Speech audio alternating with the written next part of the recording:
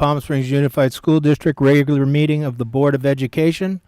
Today is Tuesday, May 24th, 2022. May I get a roll call to start the meeting, please? President Girardi, Here. Board Clerk Jarrell, Board Member Cornett, Here. Board Member Espericueta, Here. and Board Member Wood. Here. Okay, would you please stand for the Pledge of Allegiance led by Monica Riza, and would you remain standing afterwards?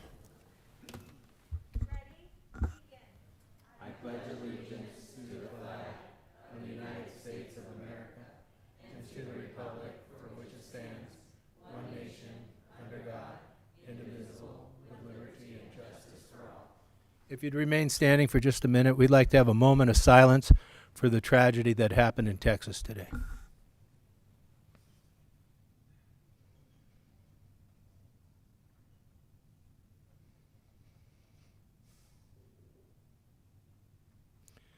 Thank you. Please be seated.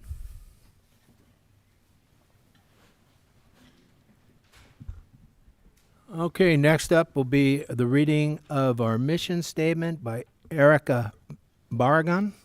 Erica? I don't know their name. All members of Palm Springs Unified School District are united in our commitment to equity.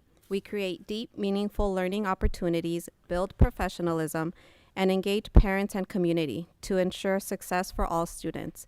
All students graduate with the skills, capacities, and confidence needed to succeed in a rapidly changing world. Thank you very much, Erica. Next item is 7, report on closed session actions. Clerk Jarrell, are there any closed session actions we need to report this evening? President Girardi, there are no closed session items to report. Okay, thank you very much. Item 8 is approval of the agenda. Unless anybody has any amendments, can we get a motion to approve the agenda? Move for approval. Second. All in favor? Aye. Motion passes. Thank you. Next up is item 9, special recognition. So why don't we all go down there and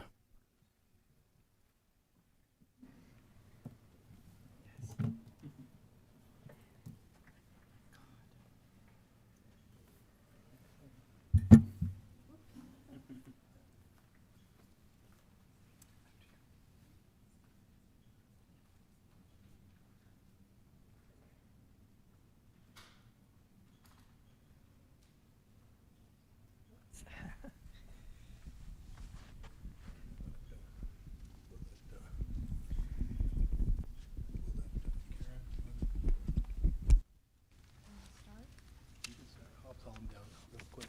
Madonna, you want to? I'll do this. Okay.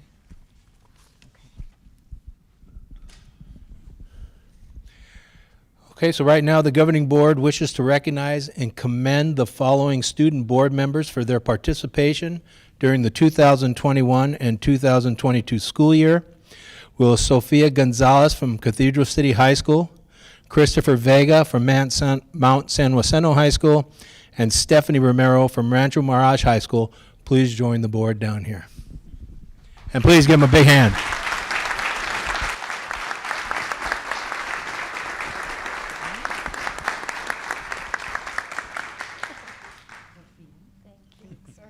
Yes. Thank you. Thank you. Thank you, sweetheart. Thank you. Thank you, Christopher. Thank you so much. Yes, would you like to do so? I would. Would you? Come on over here, Christopher.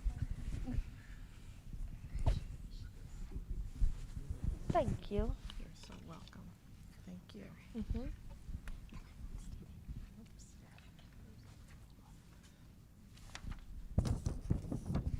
We'd like, I don't know if this is working. Okay. We'd like to thank these 3 students. We actually have 5 student board members. We recognized 2 of them at our last meeting, but we'd like to thank you for your dedication and commitment as a student board member for the 2021-22 school year. We've enjoyed your school updates, individual input, values, and ideas. You've been an important member of our team, and we appreciate your participation. On behalf of the students and the staff of Palm Springs Unified School District, members of the governing board, and administration, it is a pleasure to provide you with this sash and plaque of recognition for your service for the 2021-22 school year. Is there anyone in the audience you would like to recognize? I would like to recognize my ASB classmates for coming. I love them so much, and it's been a pleasure working with them. And I would like to thank Mr. Brian Bellavo. He's so awesome. So thank you. And I would like to thank the board so much. It's been an honor. Right, do you? No, you go. Yes, I have some people here I'd like to thank. Are some from admin for my school. We have Miss Barch, who's standing right by the door, and Mr. Chalasu, who I lost somewhere, but I know he was here. Oh, he's right outside. There we go. And he's there with my mom and also a good friend of mine, Eric Antuna. So thank you very much. And thank you to everyone else here who supported me. Thank you.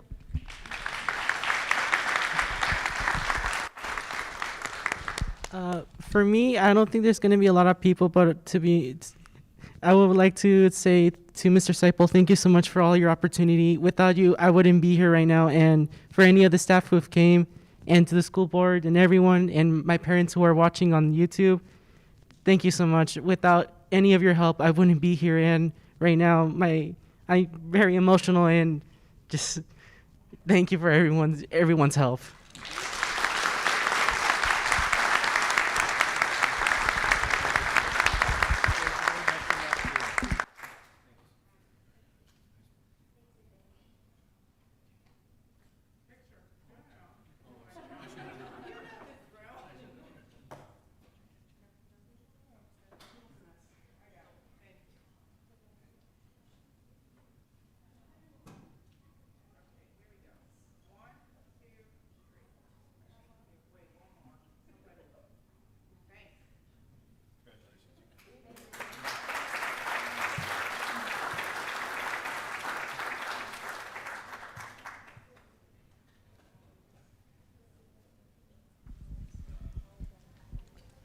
Okay, we have one more special recognition, and we wish to recognize and commend the following Inland Empire School Nurse of the Year recipient for Riverside County.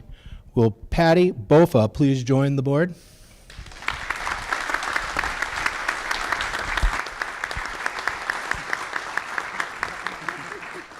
Hi, Patty. Congratulations. Oh.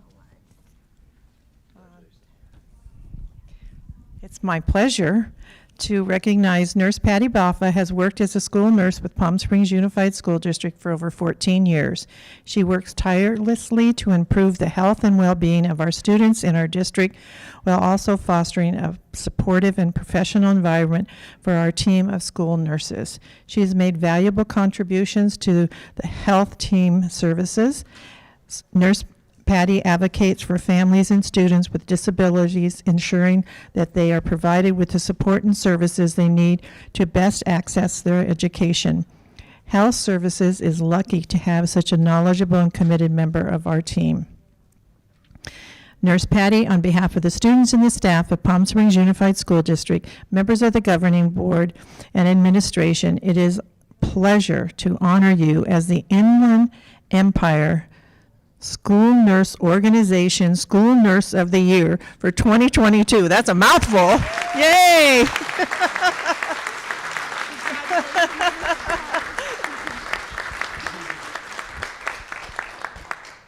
I do have to say I regret that you're retiring because she is a fabulous school nurse. I've worked with her myself, so you are going to be truly missed.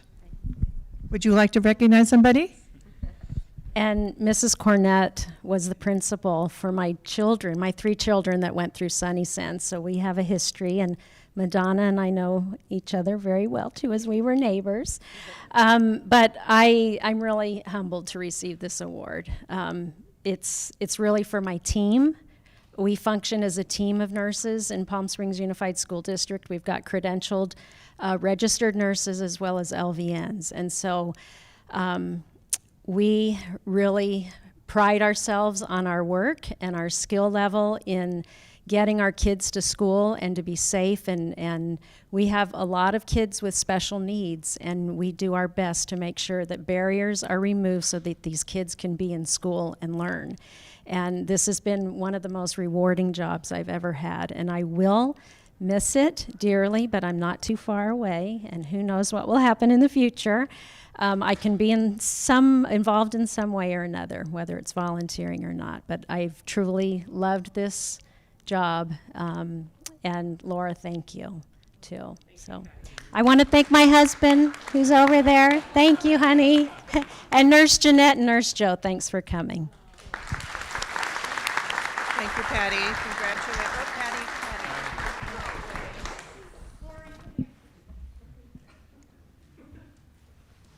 Somebody, you guys gotta get closer. Yeah.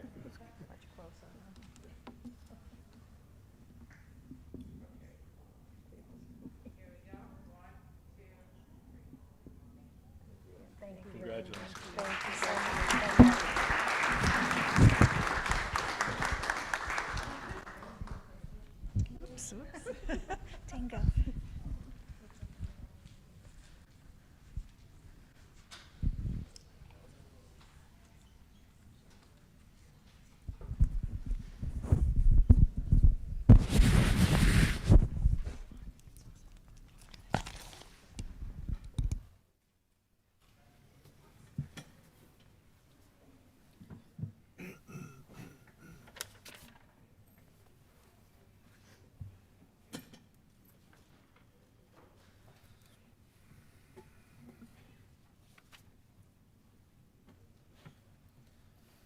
Okay, that brings us up to item 10. Item 10 is going to be a student presentation on historically black colleges and universities tour.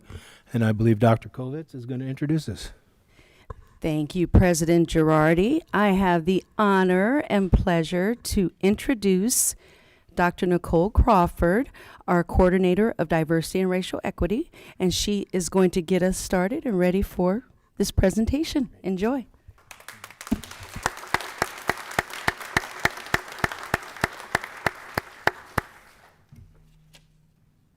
Good evening, everyone. My name is Dr. Nicole Crawford. I'm the coordinator of diversity and racial equity for Palm Springs Unified.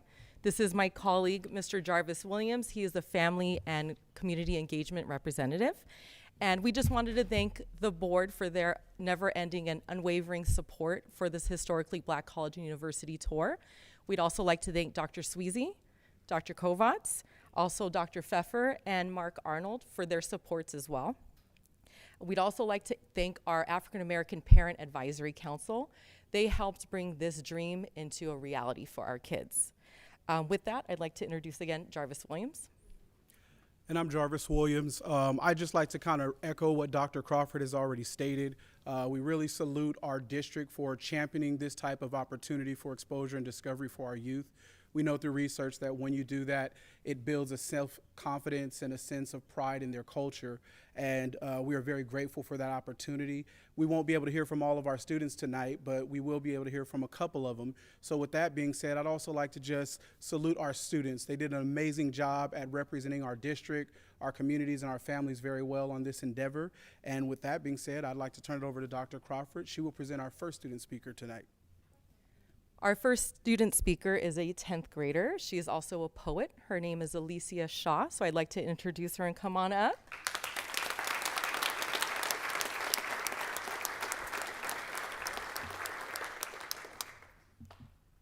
So hello board, as Dr. Nicole Crawford stated, my name is Alicia Shaw. It is a wonder to be here for you guys tonight, and I have an original piece of poetry that I wrote called Melanin by Alicia Shaw.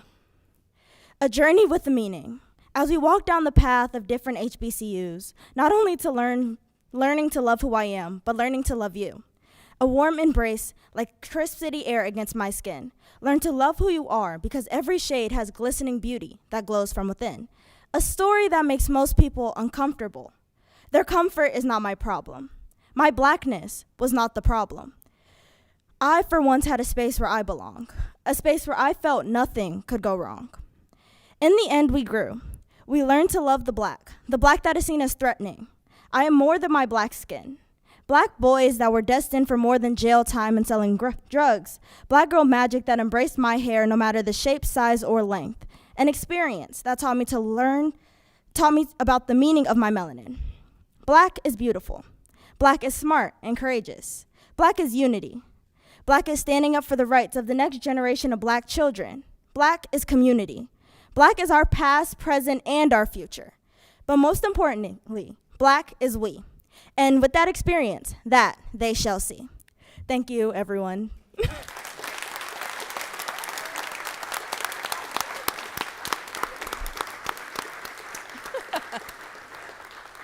That was an amazing job, Ms. Shaw, and as you get to see just a little bit of how that experience has really affected our children, our students in a positive way. So we're gonna jump straight into our presentation of the Palm Springs and APAC HBCU tour for 2022. So this is our recap. Those are our beautiful children at the MLK Monument in Washington, D.C. It's truly an HBCU thing, and over the next couple of slides, you will get to see some of the beautiful universities we visited on this tour. One of the universities was Howard, Morgan State University, Hampton University, and Norfolk State University as well. We were also able to speak to some of our hosts, including Dr. Banks, who was the Norfolk Department Chair, Dr. Keisha Campbell, who's an executive director at Morgan State, as well as the staff from Reginald Lewis Foundation. Additionally, we were able to visit some of the historical sites there in the DC area, the MLK Monument, the Reginald Lewis Foundation, the African American History and Culture Museum, as well as the Capitol and the White House. This video features one of our students, Adrian Tuwala. He is a senior at Desert Hot Springs High, and he's sharing his experience going on this historically Black college university tour. Hello, my name is Adrian Tuwala, and I'm a senior at Desert Hot Springs High School. My favorite college that I visited was Norfolk State, because as soon as we got there, the band director, she was outside and she was just so energetic and welcoming. It just felt like I was already at home. And then when we toured the campus, unlike the private universities, it was open. So like literally there was like no gate nowhere, so you didn't feel enclosed. So that's why I felt at home. My favorite monument that I visited was the MLK statue. Just seeing his facial features up close, like it was just breathtaking. And then we went to where he gave his speech, and then that was also breathtaking. And then what like sealed the deal for me was we ate at Ben's famous chili bowl, and then like we sat in the same room he ate after he gave the speech. So I was like, dang, like Martin Luther King was really in here. I'm thankful that other students will have this opportunity to take a trip to the East Coast, because you learn one about colleges that we can't learn on the West Coast. We learn about our culture, where we came from, our ancestors. You build connections with new people, you make friendships that will last a lifetime. Thank you.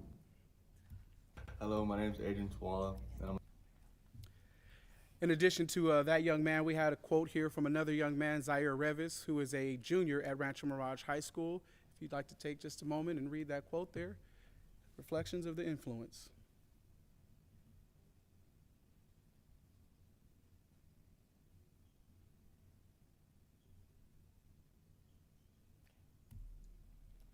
And then we have some photos of our kids having some fun and adventures while on the trip.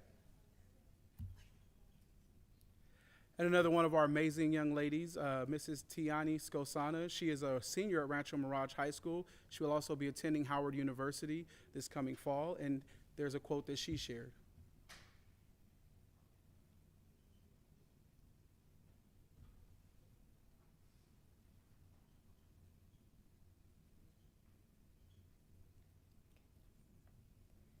And of course, with our babies, there's always some time for smiling and a little bit of celebration. And along the way, we made many strides. We spread some love, and they always made it a point to stay connected. We have another quote from Joseph Anderson. He's a senior at Desert Hot Springs High, and he just wanted to really compare his journey with his ancestors.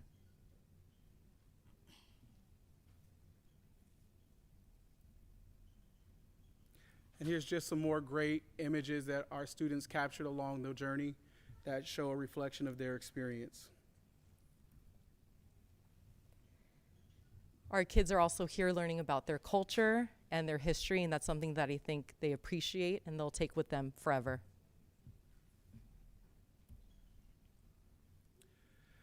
While we were in the DC area, we were also fortunate to visit some Black-owned businesses. And here's just a few words from one of the owners, Mr. Jonathan of Pure Lagos. Real power. They can change everything. So when you understand that you are all kings and queens, I'm not just talking about rap songs. Negus, the word means you're a king. Where you're from, that's where the kings and queens came from. We civilized the whole world. We are the ancient Egyptians. You are the ancient Egyptians. You are the Maori in New Zealand. You are the Aztec. You are the ancient Americans. Real power. And we were able to visit the site where MLK delivered his I Have a Dream speech, which was very impactful for many of our students. And along the way, our students were engaged and locked in. They were fortunate to be greeted by some great people. One of them is a former student board member, Khaleesi Smith, as well as the mayor of Norfolk, Virginia, Mr. Kenny Alexander. We have a reflection from one of our students, Leah, on her experience going on the HBCU tour. My name is Leah. I'm a junior at Cathedral City High School, and I am very grateful to have went on the HBCU tour trip, especially since we were the first people selected. And I strongly encourage other kids to go on this trip because you can learn a lot of things about your culture. I learned a lot of things that I didn't even know, and I thought it'd be really cool if other people got that same experience. And my favorite memory of the trip was when we all finally started to get to know each other better because it all felt like a family. And it would be really cool if other people got that same experience that I did. Thank you. My name is Leah. I'm a junior. And of course, it wouldn't be a trip without a great time to have some food, friends, and laughs over good meals. And we made sure that the kids had time for learning and for some fun. And just another one of our amazing students, she'll be graduating next week from Desert Hot Springs High School, Mrs. Amia Johnson, and there's a quote that she offered.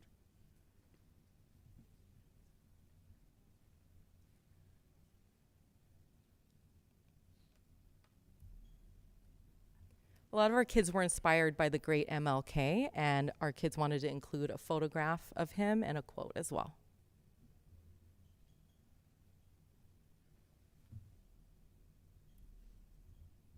And of course, as busy as we were, we found a couple opportunities to get some rest. Some candid photos. But our kids learned, and I think as chaperones, we also learned that our kids are soaring to new heights, and for them, sky is the limit. I believe at the end of the day, we've seen them create some bonds and form connections that will last forever, and what they really learned is that it's really about the love. This video is a montage of all 24 students who are allowed to attend this trip. Wake up, everybody, no more sleeping in bed. No more backwards thinking, time for thinking ahead. The world has changed so very much from what it used to be. There's so much hatred, war and poverty. Wake up, all the teachers, time to teach a new way. Maybe then they'll listen to what you have to say. 'Cause they're the ones who's coming up. The world is in their hands. When you teach the children, teach them the very best you can. Scream peace, do we mean it? Can you feel it when we scream it out loud? Do you believe that we need it? Do you believe that it could get right? Do you believe that the children of the world deserve a good life? Well, if you do, it's time to wake up your mind. We can make it better, and I know it might take some time, but we gotta start somewhere. How about with you and me? From us it goes to others, then we'll have our unity.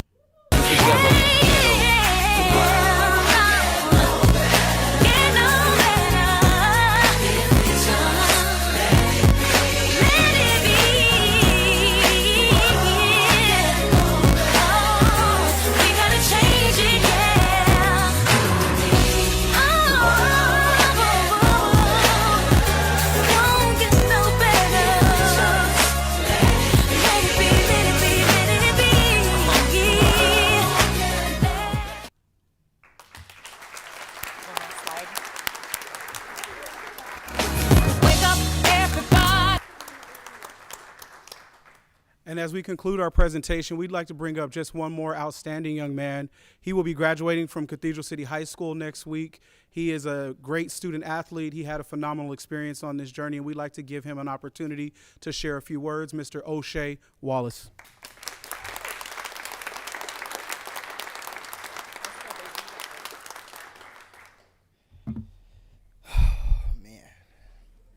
Good evening, everyone. I'm O'Shea Wallace from Cathedral City High School. First of all, I'm extremely grateful to have been a part of the first ever HBCU tour group to travel to Virginia, Baltimore, and Washington, D.C. during this past spring break. We met some people of high ranking, such as the mayor of Virginia and the president of Hampton. We also got to visit a couple museums, one of them being the National Great Blacks and Wax Museum, which really impacted me the most. Howard, Morgan State, Norfolk State, and Hampton all had beautiful campuses with different amazing background stories for each one of them. My favorite memory was definitely when we went to the MLK and Lincoln Memorial. I would always see photos and videos of them in history class, but seeing them in person was just like, it was just, I can't even explain it. To have this opportunity to see everything on the tour was an honor, and this whole journey gave me a better understanding of our Black culture and traditions, and I'm extremely grateful for that. Thank you.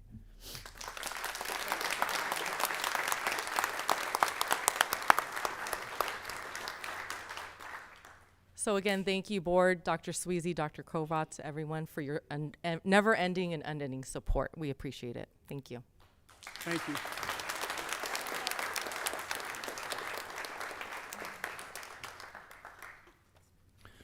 Well, thank you. Do we have more?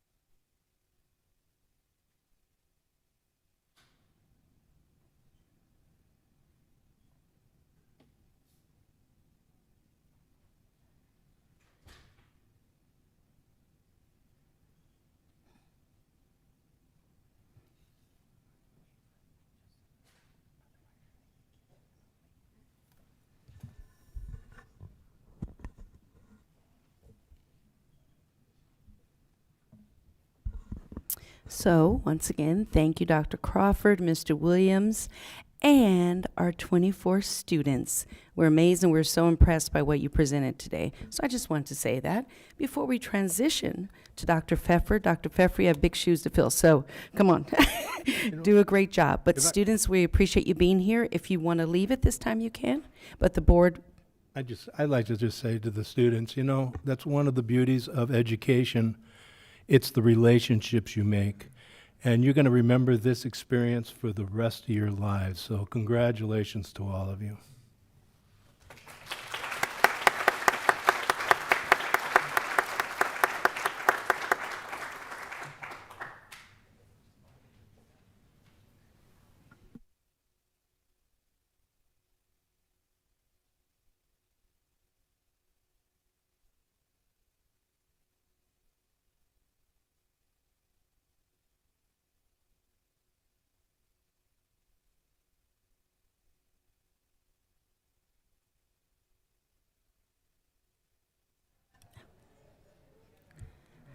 Okay, so now Dr. Pfeffer will be presenting our universal pre-K plan. So I'll turn it over to him. Well, thank you, Dr. Kovac. It's truly an inevitable decision to have to follow that particular presentation. That was fantastic. I'm here this evening to discuss the PSUSD Universal Pre-K Plan. We'll be going through just a general review of the plan structure. You'll be able to review the plan document as it's attached to the board agenda this evening, and it will be returning for approval by the board next meeting. So we'll take a moment and discuss what universal pre-K is. You're going to hear me use a couple of different terms through this particular session. UPK will be the one you will hear the most. UPK, it's actually a system of programs. The idea is that it provides choices for educational opportunities for 4-year-olds across the district. It is a mixed delivery system. So in part, it includes our expansion of transitional kindergarten statewide, which takes full effect in the 2025-26 academic year. But it also incorporates other programs, some of which are offered here in Palm Springs Unified, such as the California State Preschool Program and the Head Start Program. In addition, it has community relation components that involve things like private preschools, at-home daycares, those types of options. The idea is that it's a braided level of support that allows any family with a 4-year-old to attend a full year of learning opportunities that best fits the needs of the parents and family. So our UPK planning and implementation program overview, what the plan design is that we are required to articulate how all children within the attendance area will have access to some of these programs.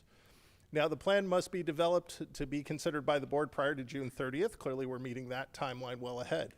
There is some small funding that comes with this. It's currently allocated at approximately $400,000 and won't be available until sometime in 2024, really with the idea of that last phase of transition for the universal TK program. But the purpose of the plan is to make sure that the district is attending to the needs of the 4-year-olds across the boundaries and making sure that we are prepared for those transitional elements. There are some required questions that you'll note in the plan document itself that will be responded to by the district back to the CDE so that they're aware of what our plan structure is and what some of our needs might be so they can help support and make plans. So I wanted to take a moment and just show the universal TK implementation timeline. Again, transitional kindergarten being one of the major components of the UPK plan. You can see over the next few years, our transitional kindergarten group will be growing, adding a couple of months of student eligibility each year until 25-26, where all students that are age appropriate across an entire year's worth of student grade span will be able to attend. There is a small staffing ratio that includes both the teacher and paraprofessional assistants, and class size is limited at 24 on average as part of the TK to 3 average. We do have some projected enrollment for TK. TK traditionally has been a little difficult to project all the way through because there are a lot of options for 4-year-old students. So we show here both our PSUSD projection as well as the CDE projection to give us an idea of the type of expansion that we may see in that transitional kindergarten program over the next couple of years. And clearly that's a major part of our plan design, is to make sure we're able to accommodate those rooms and those students. So the plan itself is organized into 5 focus areas. I'm going to briefly highlight a couple of things from each one of those areas to give just a general overview of the plan. I'll encourage the board to go ahead and pause me and ask questions at any point if you'd like, but I will pause here and there along the way to see if there are any questions. Before I dive into the different focus areas, though, I just wanted to check regarding the overview, if the board had any questions or anything that needed clarification at this point. Okay, fantastic. So as we can see, the plan structure is organized into 5 main areas. Focus area A focuses on vision and coherence. Those full day TK programs being, again, a major portion of this particular plan structure, making sure that we're prepared for that increase in enrollment that's going to be occurring in that particular elementary grade span. We are still going to be offering California State Preschool programs as well as Head Start programs, because those continue to be options for 4-year-olds to attend as well. However, we project to have a little less 4-year-old population in those programs as TK expands, but we'll see what happens as that implementation comes into play. Focus area B surrounds community engagement and partnerships. We'll be looking over the next few years to continue to connect with our community partners and our educational partners to make sure that we hear their input and we develop plans and structures that best suit the needs of our families and students. Our ECE department does a wonderful job of making connections with groups like our local R&Rs, LPCs, and other early education child providers across the region. And they'll continue to do those reach outs. We also want to make sure that we're continuing to provide information about these offerings as they change and as they evolve as part of this plan. And so we'll make sure that we're connecting people to resources so that they can access the program that best fits their need. Focus area C is going to involve some workforce recruitment and professional learning. Clearly there'll be a need to recruit additional TK teachers as well as paraprofessionals for this, which then we expect to also need some additional support with our ECE staffing. as teachers may move from one setting to the other. So we'll be looking to continue to provide high quality educators in all these positions, as well as developing a variety of skills through professional development structures that really start to build out a preschool through grade 3 continuum, trying to link those preschool experiences through those early elementary years so that students can be successful in those basic reading skills, early mathematics skills, etc. Focus area D requires us to speak to curriculum instruction and assessment. We're going to continue to keep those pieces connected again with that pre-K to grade 3 continuum in mind. So really one of the biggest pieces here is making sure that we're providing developmentally appropriate environments and developmentally appropriate curriculum materials as part of these efforts. So what a TK classroom looks like is going to look a little bit different than a kindergarten classroom, and what a kindergarten class or what a TK classroom will also look a little different than a Head Start or a preschool program. But the idea is that we have one aligned system that connects all these pieces together to ensure student success. And then finally, Focus Area E speaks to things like facilities, services, and operations. As part of our work this next year is going to be some work into the PSUSD Facilities Master Plan to help incorporate some facilities to have these new TK classrooms join us over the next few years. And our TK students will be participating in things like the Expanded Learning Opportunities Program, our nutrition services pieces, so making sure that we're prepared for additional lunch service, additional breakfast service, and as needed within the afternoons, those snack services as well. So you can see there's a lot of topics covered here. We have a great steering committee that we've been working with as part of directing this particular work. They'll continue that work into next year and the year after as we start this process. This is one of those plans that, again, kind of like Expanded Learning Opportunities, it's more of a framework plan than an expenditure plan. So we'll likely be revisiting this every so often and bringing it back to you for updates or for revisions as necessary. But this will be our starting point as we launch into this universal pre-K process. At this time, that's what I have to share with you. Again, the full plan document is posted to the board agenda for review. Are there any questions? Anybody have any questions? No? Looks fairly comprehensive to me, Dr. Pfeffer. Thank you very much. Thank you very much. I appreciate it.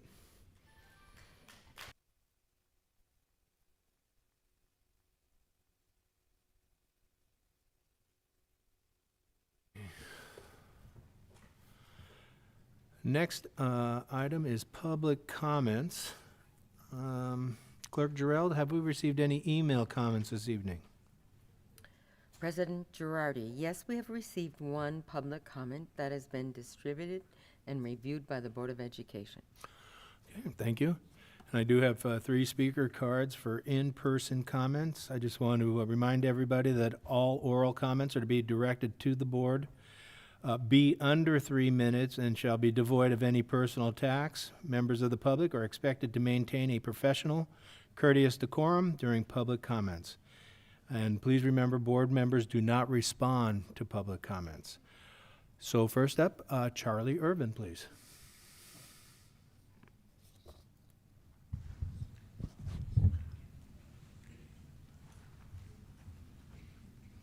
Hello, everyone, and hello, board, everyone. Some of the kids are gone. I kind of got my speech a little bit tailored for the kids, but I'm going to go ahead and do it anyways. Hello, my name is Charlie Irvin. I'm a parent, president of the African American Parent Advisory, a board member of the Desert Highland Gateway Community Estates, and today I'm going to talk about the HBCU college tour. I wanted to start by saying thank you to all the people who made it possible. That's Mark Arnold, Dr. Kovacs, Dr. Sweezy, Dr. Pfeffer, Dr. Crawford, Jarvis Williams, Hope Staggs, the APAC board, and most importantly, the 24 students. As you will hear tonight, Palm Springs Unified School District has some amazing students and great parents. Our future is extremely bright. Palm Springs Unified School District dove headfirst into a dream of a longtime student and a child at heart who belongs to this district, me. APAC attended the LCAP meeting to pitch an idea with Mark Arnold about the HBCU college tour. He said, "That's a great idea. Put the proposal together and we will see what we can do." I laughed and said to myself, he has no idea. I've already had this put together and ready for years. So Palm Springs Unified School District jumped on board and put this vision into reality within months. We had only one problem. That was the proposal would be for 12 children, and we had 40 applications. But Dr. Crawford and Dr. Kovacs said, let's double this. So here we are today with 24 students, some of which will tell you a story shortly about the amazing trip. Quickly, I would like to tell you, visiting Howard University, Norfolk, Hampton, the White House, the Federal Reserves, the MLK, and the Black Wax Museum in Baltimore was just the start. These kids and the stories that were told to us was priceless. As me and the other chaperones, we received a new name, Old Heads. As mine, Uncle Charlie, and even Grandpa. The kids talked about not knowing who they were, the ancestors' accomplishments. While on the campus, I could hear them saying, now we want to attend an HBCU college. And did you see John Carlos? He was a Palm Springs Unified School District teacher. I want to say thank you to Palm Springs Unified School District and to the students sitting here. Remember, you were the first and the most important on the journey. It will end you up, it's up to you now. Remember what the mayor told us at Norfolk. Stay on the task no matter what. And I just want to tell the board, thank you.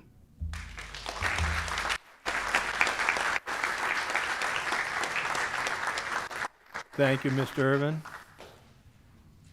Now, if I don't get these names correctly, please forgive me. I think it's Ariana Escobedo and Nicholas Nagy.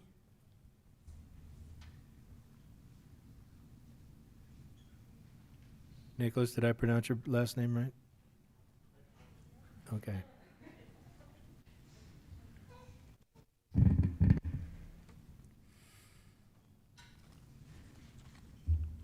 Good evening. I'm Ariana Escobedo Torres, and this is Nicholas Nagai. We are here representing Nellie Kaufman Middle School Skills USA. We want to very briefly report our year's activities to the board. This year, we had 158 members, 6th, 7th, and 8th grade. Our advisors were Connie and Ross Mitchell.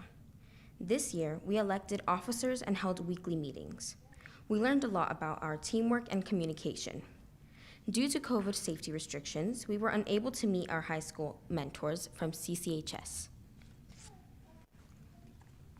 This year, 13 students competed in leadership and skills events at regionals, which were held virtually in January and February.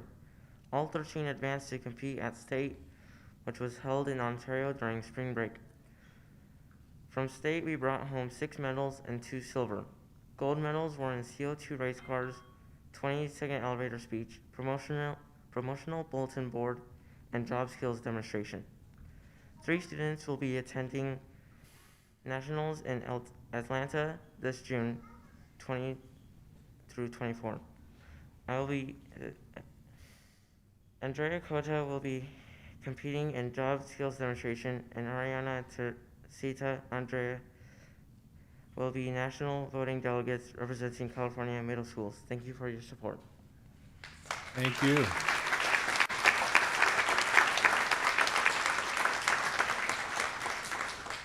Very well done. Thank you very much. And next up is Winter Day.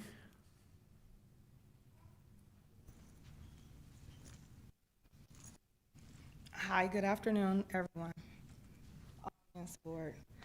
My name is Winter Day. I have 4 children in the Palm Springs Unified School District. My daughter will be graduating Thursday from Palm Springs High School, and I believe she has received a great education there. The problem that I have with the school district is Catherine Finchy Elementary School.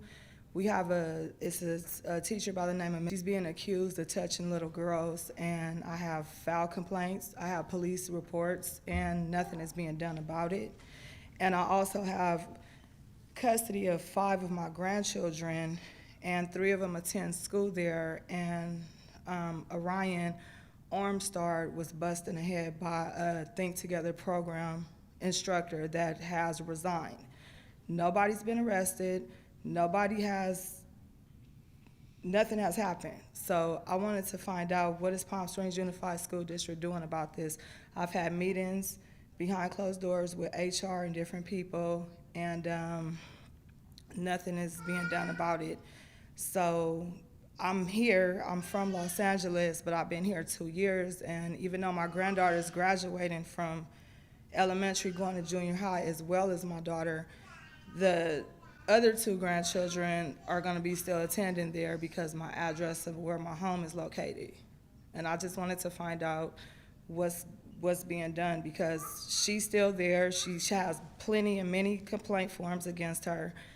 Nothing is being done. She tried to file a restraining order on me because I asked her to stay away from my granddaughter. I took her out of her class, her 5th grade class, and I've been in court with her. The judge dropped her restraining order against me because it was nonsense. This has happened in January of 2022, and she filed a restraining order on me in April of 2022. So I just think she's trying to do whatever to cover herself, and I know her husband works at the school as well as her daughter, and I believe that she needs to get out of the school district. And I feel that nobody at the school district of Palm Springs is doing nothing about it. And that's what I have to tell you guys. Okay. Thank you, Ms. Day. That's it on my speaker cards. Does anybody else wish to address the board? All right, seeing none, we'll close public comments, and we'll go to item 12, which is a public hearing regarding the initial proposal for successor agreement from Palm Springs Unified School District to the Palm Springs Teacher Association, OE 4.9. The board now opens the public hearing on the initial proposal for successor agreement from Palm Springs Unified School District to the Palm Springs Teachers Association, OE 4.9. Have we received any written comments in regards to the initial proposal from PSUSD to PSTA?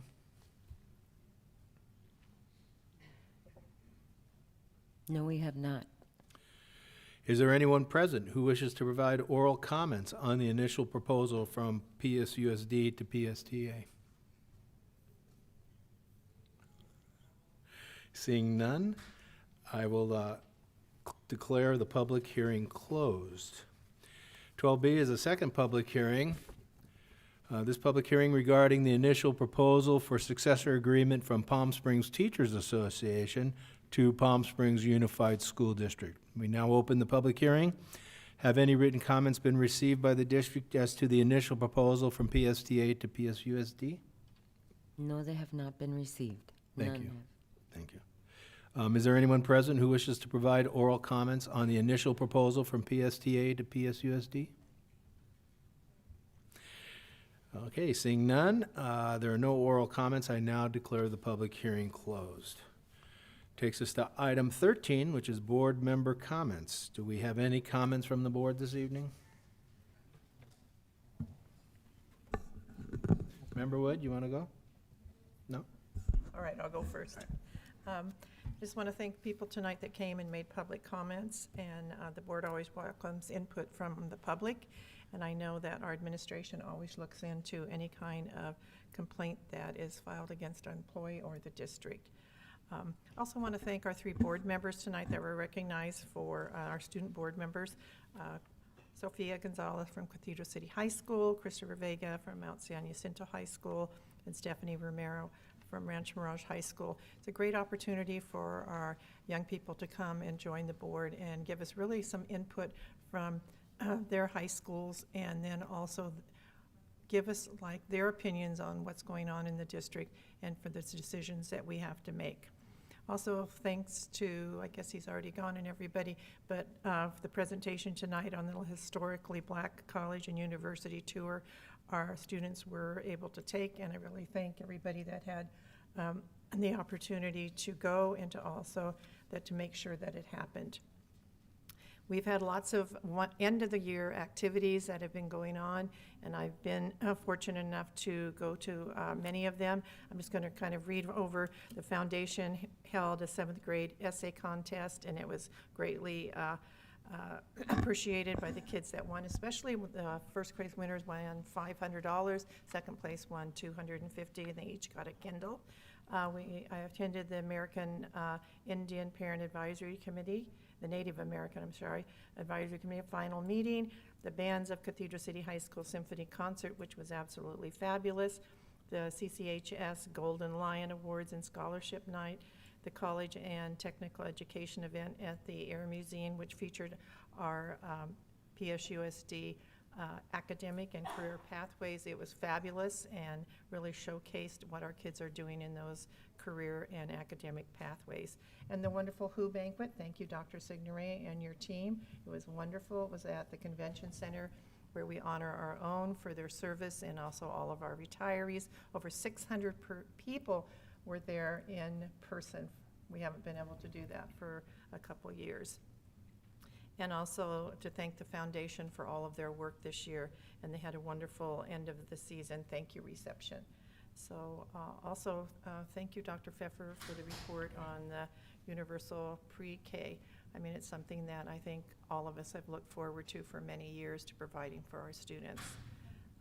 And just that, maybe hug your child a little bit closer tonight, especially what's happened in Texas. Thank you. Thank you. Anybody else? Sergio? Thank you, President Girardi. This is a busy month for it's a lot of events in the whole month. I'm attending the May 11th, the Harvard Milk Coachella Valley Diversity Breakfast. Was a good event. Good speeches from leaders that defend the diversity, and I know that we are in the right direction at the school district, supporting this movement, about diversity. And in the May 12th, also I attended the 7th grade ESIT contest award ceremony hosted by the Foundation, the Palm Springs Unified. This is another and many events showing the constantly support and motivation for our students in their path to be better prepared to confront the challenges of his adult life. Thank you, the Palm Springs Unified Foundation, sponsor, community, and the all parents, and congratulations to the all students that get the award. Also, in May 13, I attended the Georgia Ferguson Scholarship Award reception. And this was my second time that I assisted to this event where the student received a scholarship to help them to continue their higher education. In the May 14, I attended the K to 12 English learner student reclassification celebration. This was a great achievement, and we know that our working together, students, teachers, administrators, parents, community members, we can increase this reclassification. I know that it's a big amount of the students in the school district, 30%, and there was good amount of students, and I hope we'll increase the reclassification in the future. Another event I attended was in May 16, the Teacher of the Year in Sacramento. Congratulations to the Teacher of the Year, Nisha Abinia. She was one of the 5 Teacher of the Year from whole California. And to give you one idea, it's more than 300,000 teachers in the whole education system. And Nisha Abinia was one of the 5 teachers that get that recognition. Congratulations.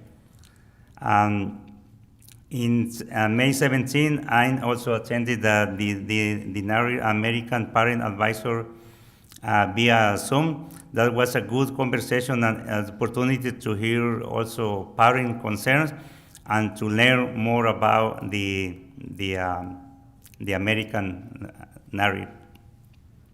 I attended to the Cathedral City in the same day. Cathedral City Symphonic Concert was a good event. And in the May 18, I attended to the Cathedral City Lion Award and also Cathedral City Senior Scholarship Award reception. It was very impressive. The 40 different sponsors supporting 51 students. I don't get the amount because it was big, but I can round the number that these 40 sponsors giving around $1 million to these 51 students. Also in May 20, I attended to the 35 annual WHO banquet. It was my first time, and I was around 600. I want to say, not employees, they are like the family. Yeah. Thank you. It was good event. I dance a little bit. And also in the May 23, I attend the Foundation End Season. Thank you. I was able to be there only for half hour or 40 minutes because I assist to the same night to the Rancho Mirage High School Senior Scholarship. There was 20 sponsors, and one information that I want to highlight is that they distinguish the distinguished scholars and principal honor roll goal. That was the student that get 4.0 and above GPA. I was 54 students, and also they honor the honor roll silver that with GPA 3.5 to 3.99. The total in both for points 3.5 to 4.0 or above was a total of 107 students. It's impressive. I don't know how many will be graduating this year, but 107 students with that high GPA is impressive. Good job for the whole school district. And also, they are giving the academy a stores for cafe, race, and tea test, 65 students. And since that is for the academies, it's a good amount. And in the future, we have to increase more students to attend academies in the whole high school. That's my report. Thank you. Thank you, Sergio. Member Wood? Sure. Just one really quick thing. I just think that HBCU presentation was amazing, and I want to make sure we say thank you to the administration for making that happen. Dr. Crawford, Dr. Kovacs, Dr. Sweezy, and everybody who was involved. APAC as well, and Charlie Irvin and the work that he's done in that organization to make this happen, to mentor those kids, is just so incredibly moving. It's a part of our district that or a part of our community that doesn't typically get the attention it deserves, and it's nice to see it finally happen. And I think that some of the policies that we've put in place over the last year have really exemplified that. And I also think that, you give us an inch, we'll take a mile, right? If we can do it for 24, we should be able to get all 40, right, on the next trip. So whatever we have to do, whether that's raising money, finding more from the foundation, going out in the community, if I have to, knock on doors, let us know, because whatever it takes, let's just get all 40 kids going next time. However many want to go, and however many can benefit from it. I just think it's an amazing, amazing thing, and you can just see these kids light up, which is just incredible. So, thank you. Thank you, Tim. Right. I'm just going to highlight some of the same activities that I was joined with the fellow board members, and some mentioned names and some of the special details about these activities. With the Harvey Milk Breakfast at the Convention Center, we had 5 people from our district receive scholarships. Alexia Alferez from Desert Hot Springs High School, Burton May Pride Award recipient. Micah Ella Esimo, Cathedral City High School. Ramon Salado Romo, our board member from Desert Hot Springs High School. And those were 3 of them. And we also had the mayor from, a former mayor from Houston, Anise Parker, talked to our students, and from across the valley, 350 students participated in the breakfast, which is about 1,000 people. And this breakfast has been rejuvenated and is now back in action, and it was really a great event to see all of the tables of high school and middle school students from Palm Springs and our valley and Yucca Valley, and even from West Covina come to the breakfast. On May 11th, I was with the Nellie Kaufman Choral Celebration, and it was a concert that included Nellie Kaufman middle school students and high school students, and my favorites were Bésame Mucho and We Don't Talk About Bruno.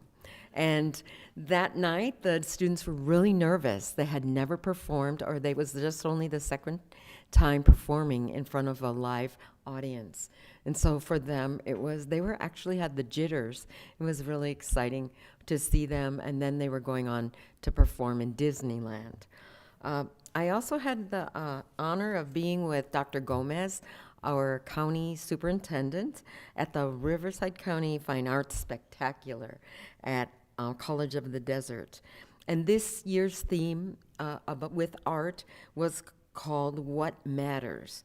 There were 170 submissions and 34 awards, 3 from Palm Springs High School, woohoo!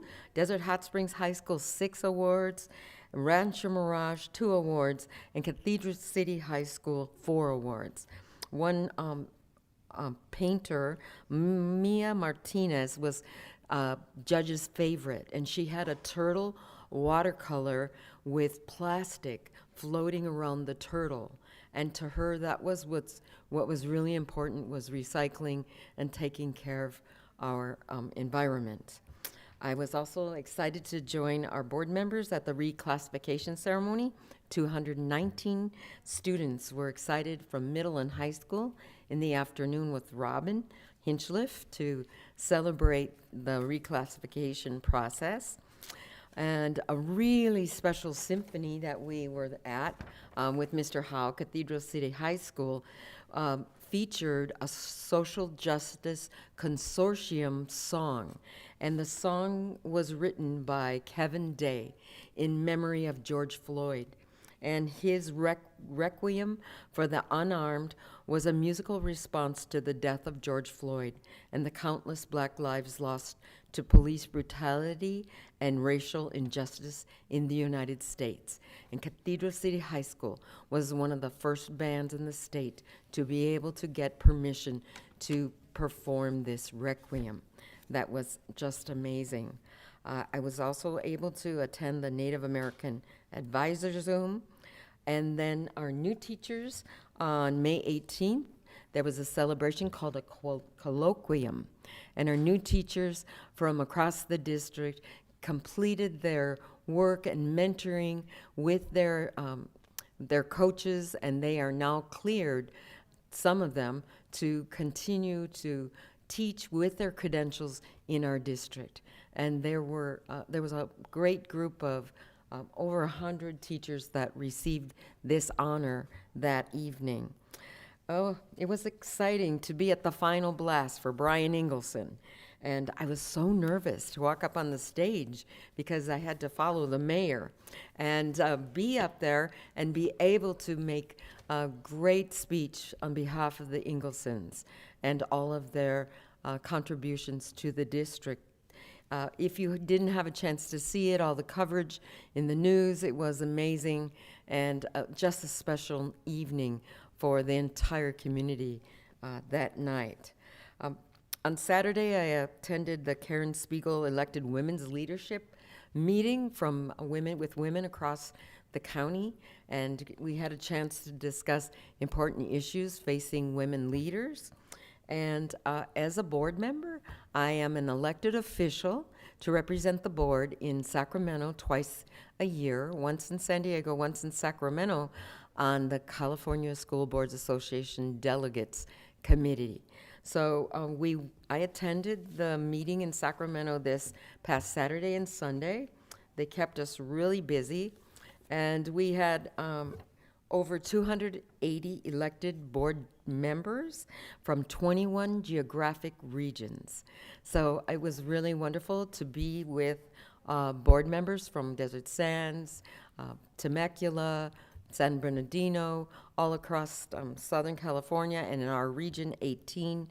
And we talked about important issues like a referendum on SB 793 for prohibiting the retail sale of flavored tobacco products, arts in school funding, increasing funding for getting emission vehicles into districts, increasing money for pandemic detection and prevention funding. And we, as a group, did a lot of talking about what we could do for literacy and many topics to support our schools across the state.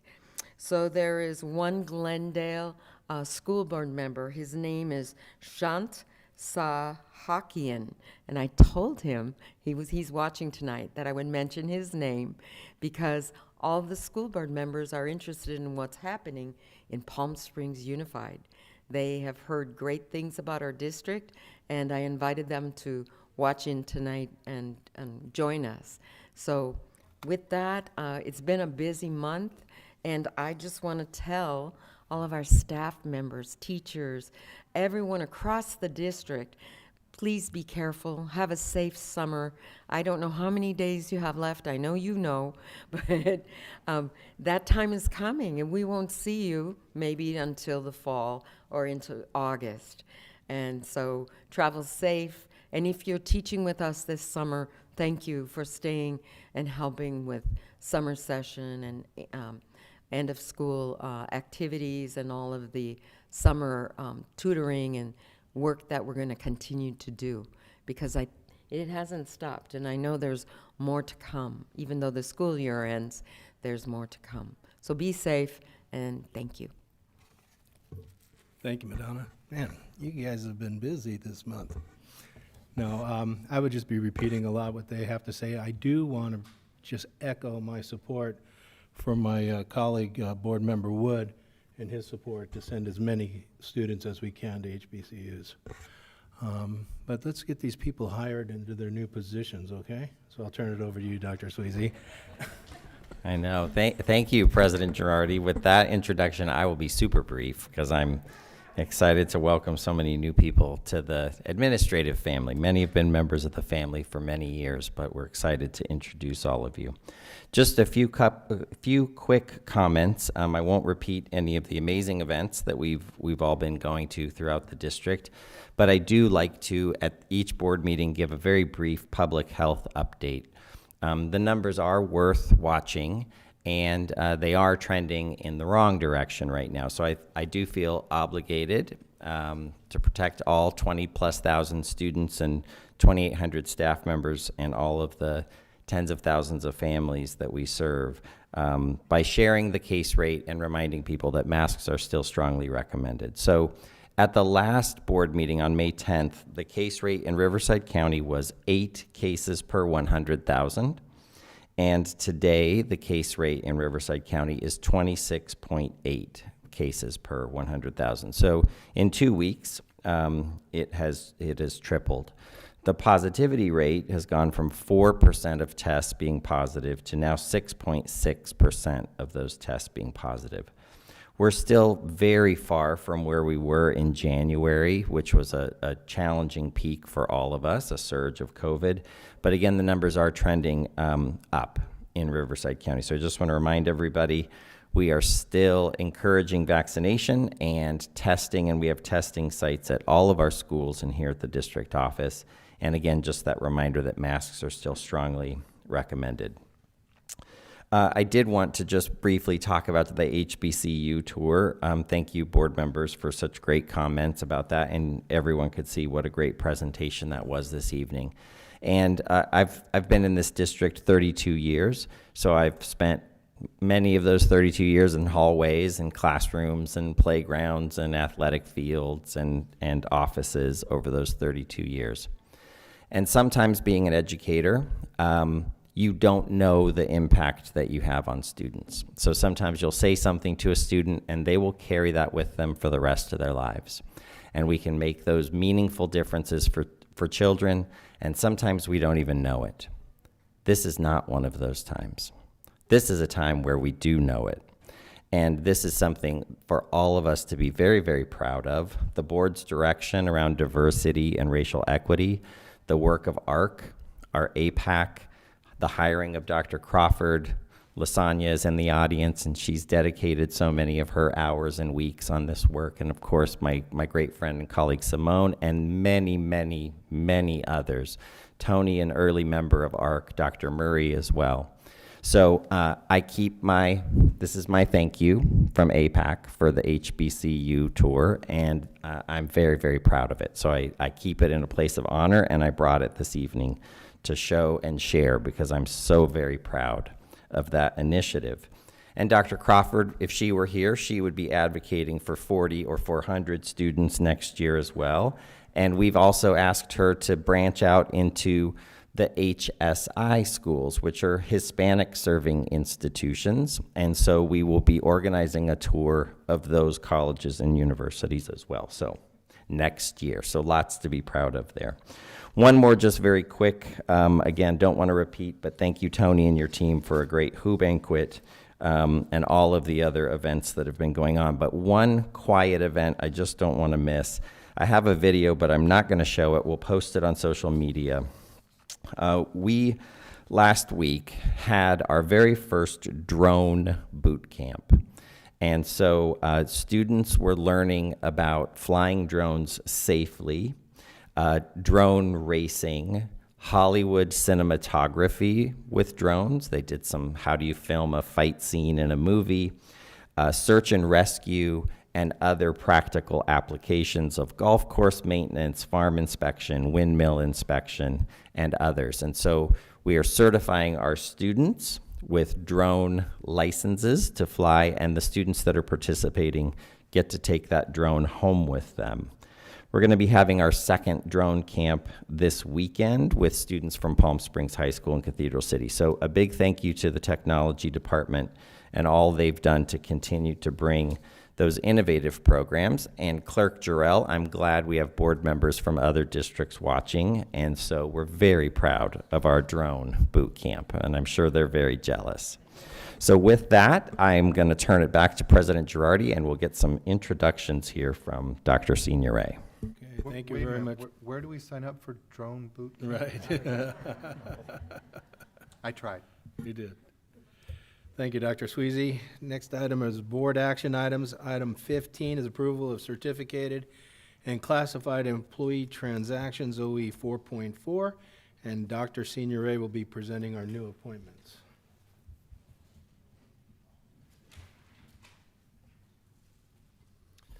Thank you. I'd like to first call up Ms. Amber Gascoigne.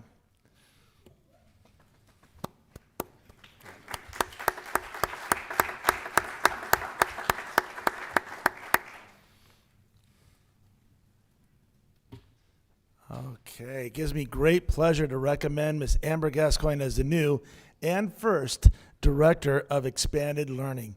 Ms. Gascoigne earned her bachelor's and master's degree from UC Irvine. She started her career with Palm Springs Unified in 2007 as a third grade teacher at Catherine Finchy Elementary. She quickly earned a reputation for being a very talented teacher leader, as she was recruited to be a trainer of trainers for programs such as Right from the Beginning and Thinking Maps. After a brief stint in Northern California, Ms. Gascoigne returned to Palm Springs Unified as an assistant principal in 2015, and later principal of Cabot Yerxa in 2017. During her tenure as principal, Ms. Gascoigne has transformed the school culture into a collaborative learning community by building positive relationships with all stakeholders, implementing innovative programs to engage students, and an unwavering faith in student success. We are confident that these skill sets and traits will make Ms. Gascoigne an outstanding Director of Expanded Learning. Congratulations, Amber.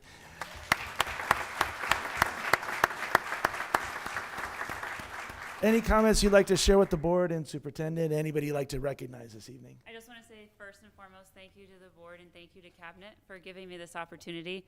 I've been in this district 15 years minus 2, and it has been just an honor to be a part of an amazing community. I have learned so much in my time here, and I look forward to having many more years here and learning a lot more. I have to say thank you to my mom, my rock. She has supported me through all of my crazy adventures and has never questioned or doubted me, but always been there to support me, and I very much appreciate it. And to my friends that are here tonight, I'm not going to cry. And just my amazing Cabot Yerxa family. It has been an incredible blessing this last 7 years to be there. And as I told them this morning, I'm not leaving them. I'm just going to be a little bit further away. So thank you to all of you, my colleagues, everybody that's in this room. I look forward to working with you in a different capacity and making even greater changes for our students, and they deserve it. So thank you again.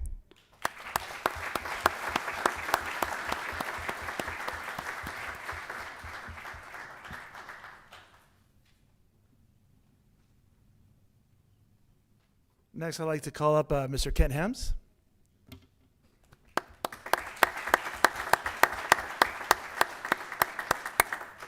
Kent Hems began his career in the district in November of 2017 as a project manager in the Facilities Planning and Development Department. His responsibilities include managing and overseeing various projects for new and modernization projects. Kent also oversees energy conservation assignments and supervises contracted services personnel. Mr. Hems has worked in K-12 school districts and county offices for over 15 years in the facilities planning arena. He is a licensed architect and understands the design and planning concepts for K-12 school projects. Tonight, Mr. Hems is being recommended for the Assistant Director Facilities Management position. We believe that Mr. Hems' skills and knowledge about construction, modernization, and energy efficiency projects qualify him to oversee the development and coordination of programs and projects for the Facilities Planning and Development Department. Congratulations, Kent. Anything you'd like to share with the board and the superintendent? I just want to thank the Palm Springs Unified School District Board for this opportunity.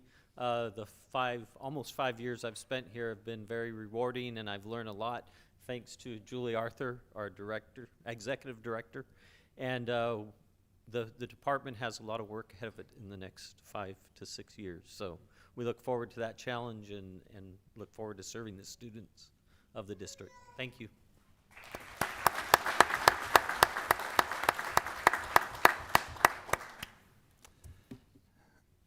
Now I'd like to invite up Alyssa Gonzalez. Alyssa.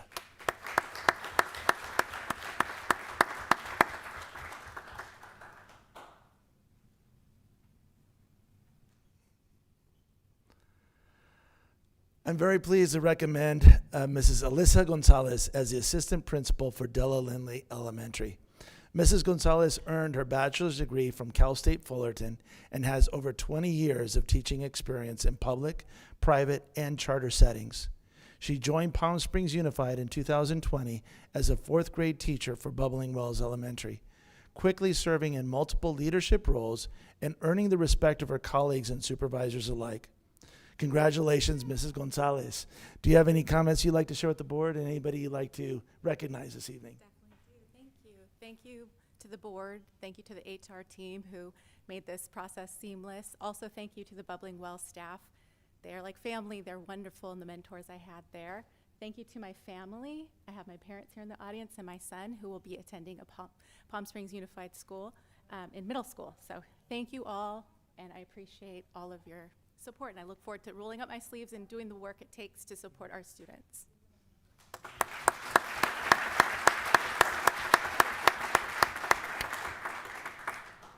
Next, Mrs.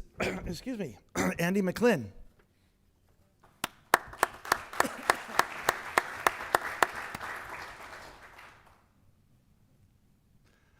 I'm very pleased now to recommend Mrs. Andy McClin as the assistant principal for Sunny Sands Elementary. Mrs. McClin earned her bachelor's degree from Cal State Fullerton and her master's degree from National University. She started her career as a special education teacher in 1993 and has since served in multiple leadership roles, including school site administrative positions. Currently, Mrs. McClin is an intervention teacher for the Yucca Mesa Elementary School in the Morongo Valley Unified School District. Congratulations, Mrs. McClin. Anything you'd like to share with the board and the superintendent? Anybody you'd like to recognize tonight? I just want to thank you so much for this opportunity. I'm looking forward to joining the Palm Springs Unified family. I'd like to recognize my husband, John, is here tonight with me, and my parents and my boys and my aunt are watching via Zoom or via YouTube, but I look forward to making a difference every day for every child. So thank you again for this opportunity.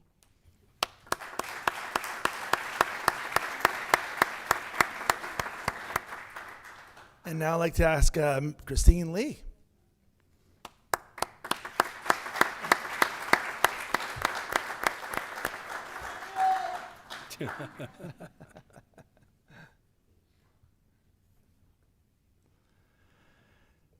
I'm also very pleased to recommend Mrs. Christine Lee as the assistant principal for Catherine Finchie Elementary. Mrs. Lee earned her bachelor's degree from the University of Redlands and her master's degree from Cal State San Bernardino.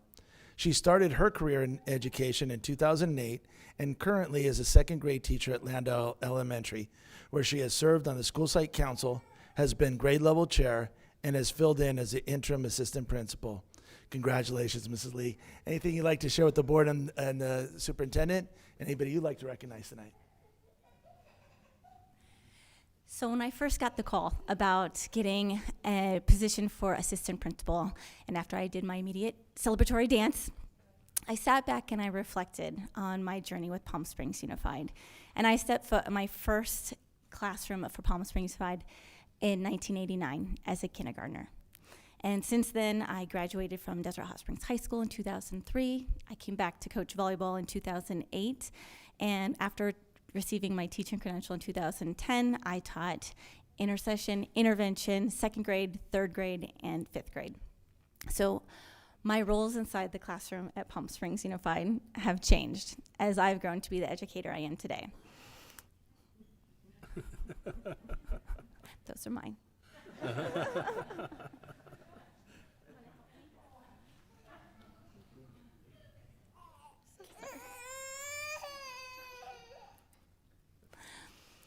I'm most excited about this new role. Palm Springs Unified has made a huge impact on my life, and I owe a great deal to this district. As being chosen for the assistant principal at Catherine Finchie is both an honor and a humbling experience. It's an extraordinary school that I can't wait to be a part of. I look forward to all the ways I can contribute to and serve the students, staff, and greater Finchie community. So cabinet and board, thank you sincerely for this opportunity. I just want to make sure I thank my loving husband and mother who's wrestling my children. Thank you. And my mentor, Dan Kenley, for all your guidance along the way. Thanks for believing in me.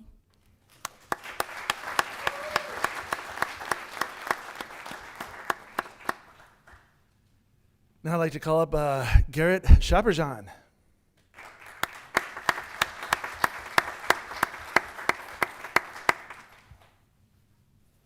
Also gives me great pleasure to recommend Mr. Garrett Chaperjan as assistant principal for Agua Caliente Elementary. Mr. Chaperjan earned his bachelor's degree from Roanoke College and his master's degree from George Mason University.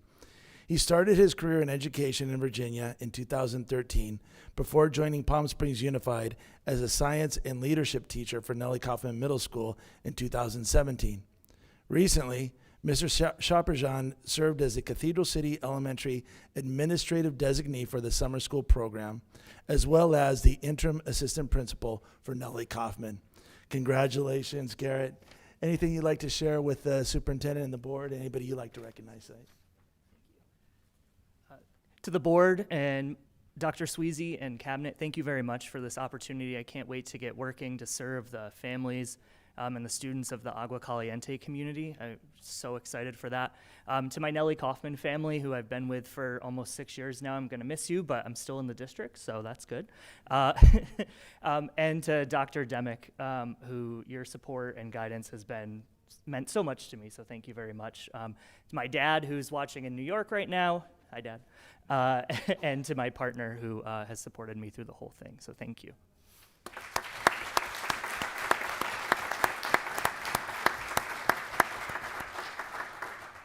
Next, I'd like to call up Kathy Surden. Kathy?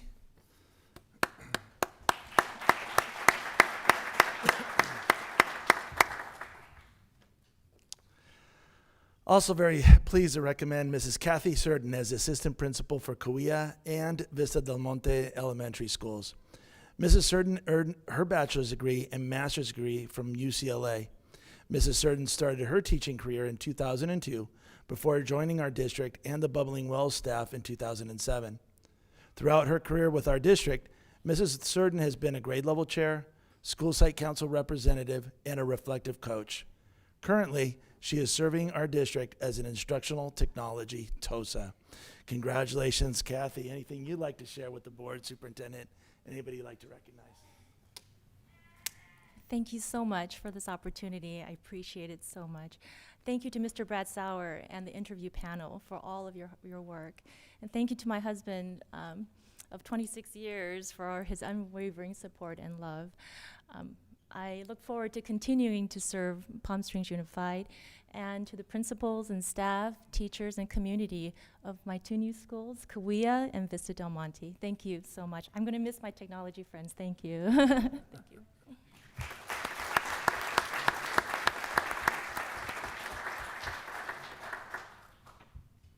Okay, now I'd like to have Kelly Ferris come on up.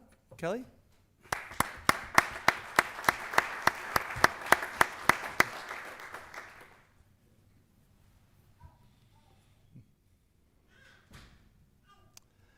I'm also very pleased to recommend Mrs. Kelly Ferris as Assistant Principal for Landau Elementary.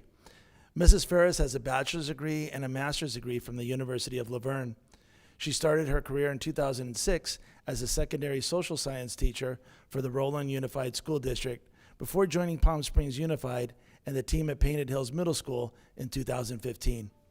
Mrs. Ferris has been an active leader on campus, serving on the school site council, department chair, administrative designee, and most recently as the interim dean of students.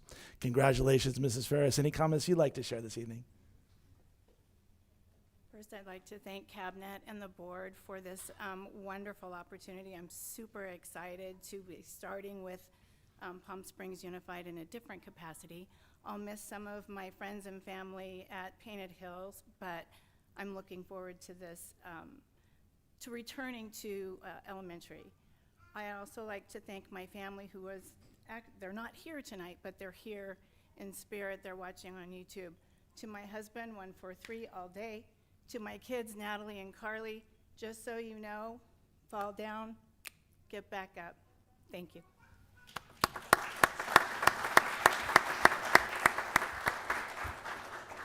And last but not least, Taryn Saul. Taryn.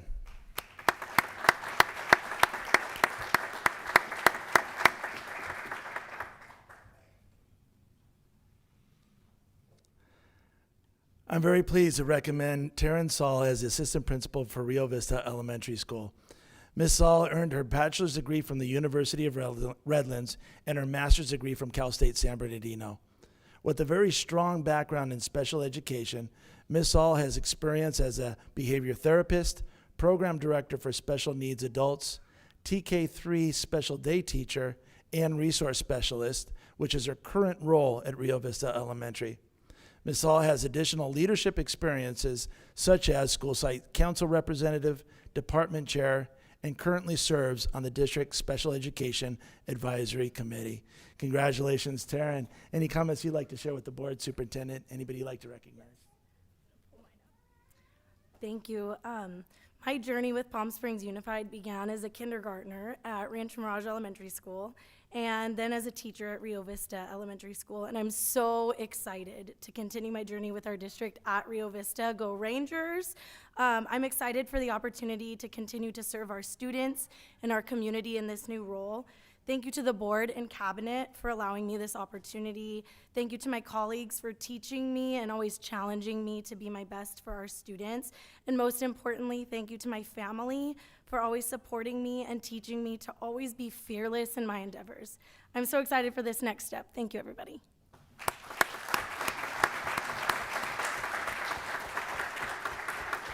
Thank you. And if I just can just say thank you to Mr. Sauer, our colleagues in Educational Services. Doing this round of interviews was quite challenging due to the number of applicants, but they did an outstanding job, so thank you all. Okay. Thank you, Dr. Signoret. All right, so can we get a motion to approve the following employment agreements? Employment agreement with Kent Hems, Assistant Director, Facilities Management. Salary schedule range 34, step 7. Effective date 5/25/22. So you start tomorrow, Ken. Employment agreement with Amber Gascoigne, Director of Expanded Learning. Salary schedule 223, column 10, step 4. Effective date July 1st, 2022. Employment agreement with Garrett Sharapan, Chaperjon. Thank you. Chaperjon, Assistant Principal of Agua Caliente Elementary School. Salary schedule 202, column 2, step 2, effective July 1st, 2022. Employment agreement with Kathy Surdin, Assistant Principal, Cahuilla Elementary and Vista Del Monte Elementary. Salary schedule 202, column 2, step 21, effective date July 1st, 2022. An employment agreement with Elisa Gonzalez, Assistant Principal at Della S. Lindley Elementary School. Salary schedule 202, column 2, step 3, effective date July 1st, 2022. Employment agreement with Christine Lee, Assistant Principal at Catherine Finchie Elementary School. Salary schedule 202, column 2, step 4, effective date July 1st, 2022. Employment agreement with Kelly Ferris, Assistant Principal at Landau Elementary School.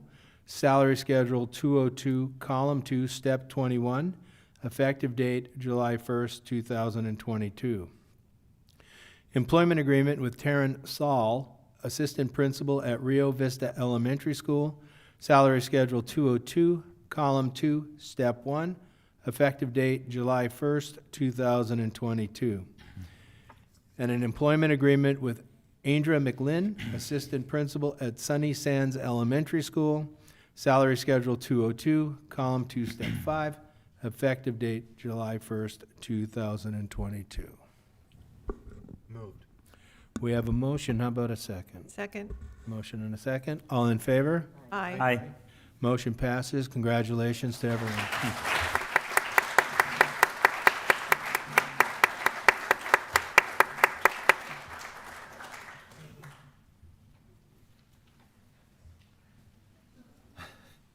Bye.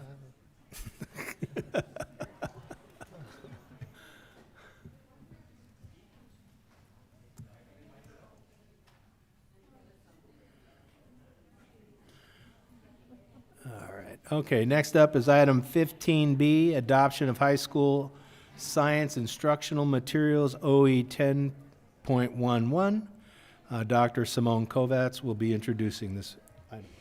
Thank you. I'm very pleased to say that we are finally at the point where we are ready to adopt high school science materials. As you know, in the last few years, we adopted middle school and elementary.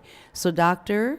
Deanna Killian, our Director of Secondary Curriculum and Instruction, is going to present or provide a brief overview of the adoption process for us this evening. Got it. Good evening, board members. I'm very excited to share, as Dr. Kovac mentioned, we have reached consensus on our high school adoption, and I'm happy to share with you the process. Looks like most of my audience has left the building.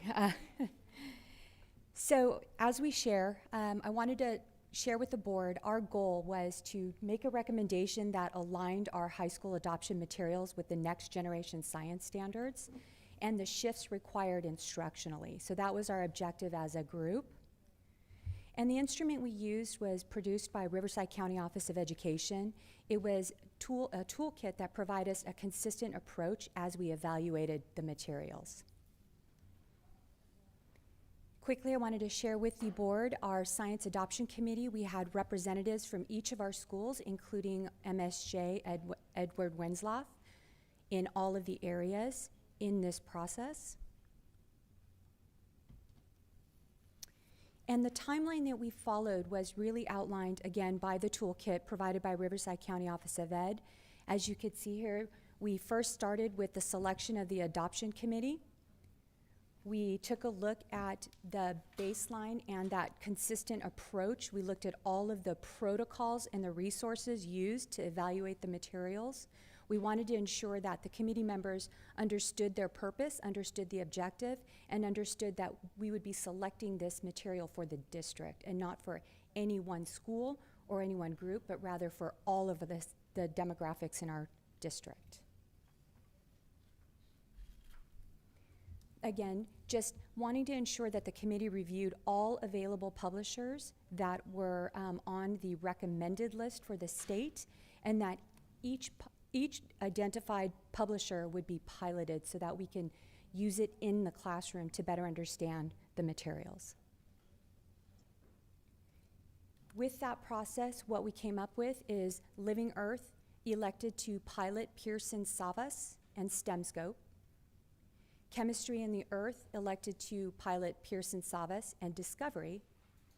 And Physics in the Universe elected to pilot HMH, Harcourt, and Discovery. So those were the two essential materials that were used and piloted during this year. The process that we used when reviewing the materials, we wanted to ensure that the committee members followed this process. First and foremost, to look and evaluate the criteria using those protocols and the forms. We want them to have the opportunity to discuss what they found as they were implementing and piloting this process, and we wanted them to share what their findings were with their own PLC at the school site. Also, we wanted them to have the opportunity to dialogue with one another. What did they find in the committee? So first, dialogue with your PLC at your school site, but also dialogue with one another across the district. We have additional forms. Should they come to an area where they needed additional information to evaluate the resources, then there was additional protocols to help illuminate some of those pros and cons of the different materials. And then lastly, come to consensus so that we can come to the board knowing that we vetted all the materials, knowing that we had collaborative conversations and felt confident recommending to the board. Some of the criteria and evidence that I speak to is shared here. As you could see, there were certain areas that really drove that look into the publisher and the materials. One of which is the rigor there? Are we providing students that opportunity to engage in the next generation science standards? Is there materials that are available for teachers, ancillary materials and resources to help go deeper and provide that opportunity to differentiate the instruction? Are there technology elements that students can engage with that can help deepen that learning? And the one I'd like to draw our attention to is the support for students with diverse learning needs. That was a huge component in looking and reviewing the materials. I mentioned earlier that we had additional thinking or additional protocols that we wanted teachers to really engage with. And so when looking at the materials, we really wanted teachers to look at it through the lens of, we want less memorization, less rote, and more hands-on, more complexity, more rigor, more opportunity to dig deep into the science standards. The idea of next generation science standards is those cross-cutting concepts, and we wanted to ensure our new materials would embrace that concept. And then another protocol was Could we live with this material if we had a little less of this and a little more of that?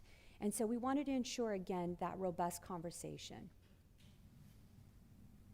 So takes us to our recommendation. After piloting, after having conversations, again, at the school site and amongst ourselves as a committee, the recommendation is for Living Earth to adopt STEM scopes. Chemistry in the Earth and Physics in the Universe both elected to go with Discovery. Our next steps is seeking board approval tonight with our recommendation and the consensus. We are seeking for approval for an 8-year adoption cycle or contract.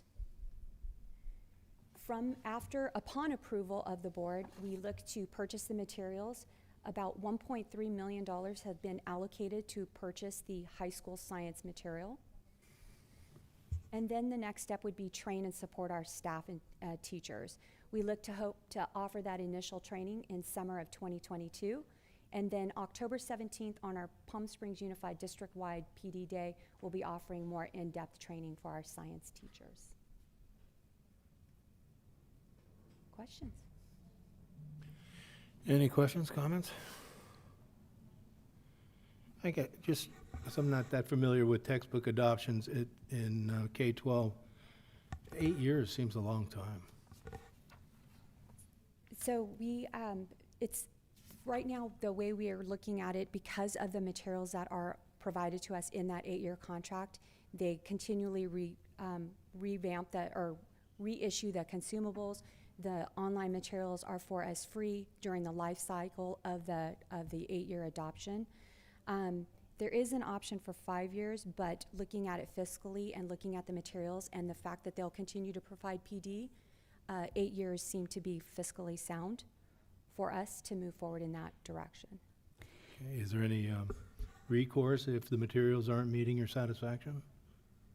Well, usually the state cycle is around 7 years, so we'll consider the recourse at 7. Usually that's just the way the cycle runs. Same thing with our English Language Arts program as well as our mathematics programs. During the 8 years, do they update the material? Yes. As they go along, they continue to update, so that's a good thing. Absolutely, yes. Okay. Thank you, Dr. Killian. All right, can we get a motion to approve item 15B? Move for approval? How about a second? Second.